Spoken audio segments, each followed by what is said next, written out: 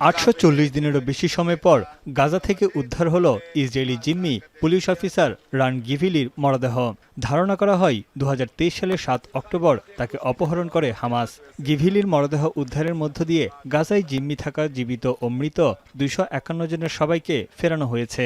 এদিকে একই সময়ে জীবিত 9 ফিলিস্তিনি বন্দীকে ফেরত দিয়েছে ইসরায়েল। এর মধ্য দিয়ে যুদ্ধবিরতির চুক্তির প্রথম ধাপের সব শর্তই কার্যত শেষ হল।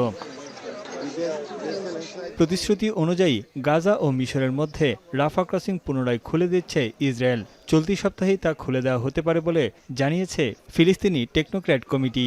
এ বিষয়ে সরাসরি মন্তব্য করতে রাজি না হলেও কেবল মানুষের যাতায়াত ও সীমিত আকারে ত্রাণ সহায়তা প্রবেশের সুযোগ দেওয়ার কথা জানিয়েছে ইসরায়েল। পরবর্তী ধাপ বাস্তবায়নে ইসরায়েলকে চাপ দিতে মধ্যস্থতাকারীদের প্রতি আহ্বান জানিয়েছে ফিলিস্তিনি স্বাধীনতাকামী সংগঠন হামাস।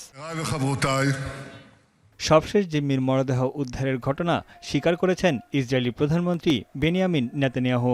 এ সময় তিনি বলেন, গাজা যুদ্ধ শেষ করা ট্রাম্পের পরিকল্পনার একটি গুরুত্বপূর্ণ শর্ত পূরণ হল। গাজায় কোনো জিম্মি নেই বলে ইসরায়েলি পার্লামেন্ট নেসেটে বিষয়টি নিশ্চিত করেছেন নেতানিয়াহু। পুরো প্রক্রিয়ার জন্য মার্কিন প্রেসিডেন্ট ডোনাল্ড ট্রাম্পের প্রচেষ্টার ভূয়সী প্রশংসা করেছেন নেতানিয়াহু।